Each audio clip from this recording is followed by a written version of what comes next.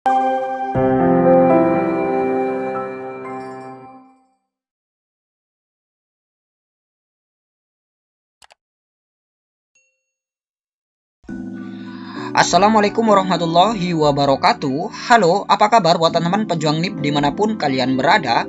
Jumpa lagi bersama saya Bahtiar Movie dalam channel 1000 Jalan. Baik teman-teman, pada video kali ini kami akan memberikan informasi terbaru dan juga sedikit kabar gembira bagi guru honorer yang mendaftar seleksi P3K Guru tahun 2021. Untuk pendaftaran ini sudah resmi ditutup pada tanggal 26 Juli kemarin teman-teman. Dan pada saat ini pelamar hanya tinggal menunggu hasil pengumuman seleksi administrasi apakah dinyatakan lulus seleksi administrasi atau tidak. Yang nantinya akan diumumkan di website p3kguru.kemendikbud.go.id. Dan ada sedikit kabar gembira teman-teman, yang mana untuk pendaftar seleksi P3K Guru ini hanya sebanyak 921.405 pelamar. Dan sebagian sudah diverifikasi teman-teman dan dinyatakan MS ataupun memenuhi syarat. Dan berikut adalah informasinya teman-teman. Informasi terbaru P3K Guru tahun 2021. Kita lihat yang pertama. Seleksi P3K Guru 2021 spesifik untuk menyelesaikan guru honorer yang sudah terdata dalam Dapodik, honorer K2 di database BKN, dan lulusan PPG. Nah, ini sesuai dengan pernyataan Deputi Bidang Sistem Informasi Kepegawaian BKN teman-teman, yaitu Bapak Suharmen, yang menyatakan bahwa penerimaan P3K tahun ini memang spesifik untuk menyelesaikan guru honorer di seluruh Indonesia. Ini terbukti dengan jumlah pelamar yang mendaftar seleksi P3K Guru ini sedikit teman-teman, yaitu hanya sebanyak 921.405 pelamar. Dan jumlah pelamar P3K Guru tahun 2021 ini memang dibatasi teman-teman, yaitu hanya guru honorer yang terdaftar di Dapodik dan juga lulusan PPG. Sehingga membuat ruang gerak pelamar untuk mendaftar ini juga menjadi sangat terbatas teman-teman, makanya tidak sampai 1 juta. Seandainya jumlah pelamar P3K Guru tahun 2021 ini tidak dibatasi, maka bisa saja pelamar ini bisa membeludak teman-teman, yaitu bisa mencapai 2 juta bahkan 3 juta pelamar yang mendaftar seleksi P3K Guru. Nah, dengan dibatasi seperti ini, maka jumlah pelamar yang mendaftar ini hanya 921.405 pelamar. Karena pemerintah ini memang spesifik untuk menyelesaikan guru honorer di seluruh Indonesia, makanya dibatasi dan pelamar tidak sampai membeludak. Kemudian yang nomor 2, pelamar P3K Guru yang dinyatakan TMS untuk sementara masih 0 pelamar. Nah, berdasarkan statistik pelamar yang dirilis oleh BKN, yang mana untuk pendaftar seleksi P3K Guru ini yang sudah submit hanya sebanyak 921.405 pelamar. Dan yang sudah diverifikasi MS ataupun yang memenuhi syarat ini sebanyak 543.079 pelamar.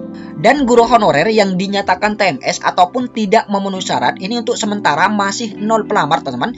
Jadi masih belum ada pelamar yang dinyatakan tidak memenuhi syarat.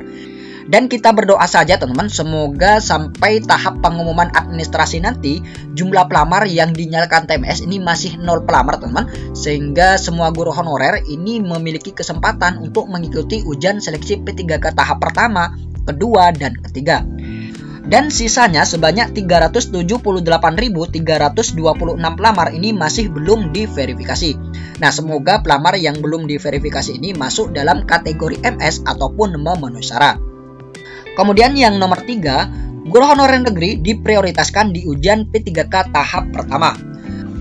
Nah, jadi untuk ujian seleksi P3K tahap pertama ini memang diprioritaskan bagi guru honorer di sekolah negeri saja teman-teman. Jadi ini peluang besar bagi guru honorer negeri di ujian seleksi P3K tahap pertama. Jadi manfaatkan baik-baik teman-teman untuk ujian seleksi P3K tahap yang pertama ini. Dan untuk ujian seleksi P3K tahap kedua dan tahap ketiga ini sudah terbuka untuk umum teman-teman, yaitu guru honorer swasta dan juga lulusan PPG ini sudah bisa mendaftar di ujian seleksi P3K tahap kedua dan tahap ketiga. Jadi seperti itu. Kemudian yang nomor 4, khusus ujian tahap 1, pelamar yang mengunci formasi di sekolah induknya mendapat prioritas lolos cukup dengan memenuhi passing grade. Nah, ini adalah keistimewaan bagi guru honorer yang mengunci formasi di sekolah induknya teman-teman. Ini khusus di ujian seleksi P3K tahap yang pertama.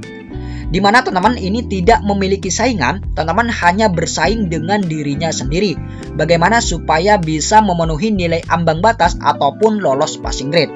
Nah, apabila teman-teman sudah lolos passing grade, maka bisa dipastikan teman-teman akan lolos menjadi ASN P3K di ujian seleksi P3K tahap yang pertama. Jadi seperti itu teman-teman. Dan untuk ujian seleksi P3K tahap kedua dan tahap ketiga, ini sudah tidak ada prioritas kunci mengunci seperti ujian seleksi P3K tahap pertama ini teman-teman. Jadi manfaatkan baik-baik buat teman-teman guru honorer yang mengunci formasi di sekolah induknya. Kemudian yang nomor 5, nilai seleksi kompetensi 1 hanya dapat digunakan jika memenuhi nilai ambang batas dan pada seleksi kompetensi 2 pelamar memilih jabatan dan bentuk satuan pendidikan yang sama dengan seleksi kompetensi 1. Nah, jadi nilai yang sudah didapat di ujian seleksi P3K tahap yang pertama ini nanti bisa digunakan kembali di ujian seleksi P3K tahap yang kedua, teman-teman. Syaratnya yaitu harus memenuhi nilai ambang batas. Kemudian yang kedua, pelamar memilih jabatan dan bentuk satuan pendidikan yang sama dengan seleksi kompetensi tahap 1. Nah, misalkan di ujian seleksi P3K tahap pertama, teman-teman dinyatakan lolos passing grade, tapi dinyatakan tidak lolos P3K karena kalah perankingan. Nah, nilai yang sudah didapat di ujian seleksi P3K tahap yang pertama tersebut, ini bisa digunakan kembali di ujian seleksi P3K tahap yang kedua, teman-teman. Asalkan di ujian seleksi P3K di tahap yang kedua, teman-teman memilih jabatan dan bentuk satuan pendidikan yang sama dengan ujian seleksi P3K tahap yang pertama.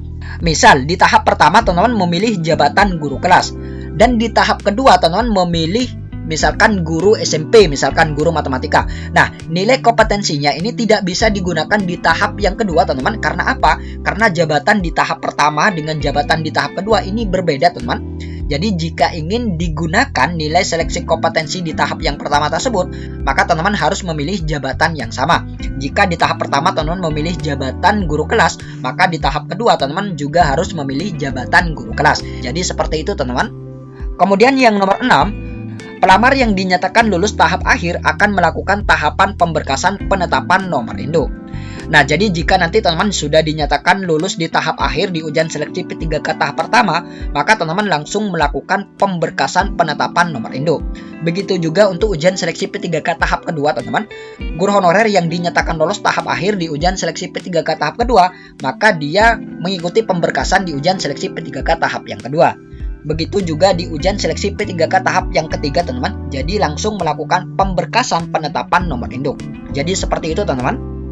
Baik, teman-teman, itulah sedikit informasi dari kami. Semoga video ini bermanfaat. Wassalamualaikum warahmatullahi wabarakatuh.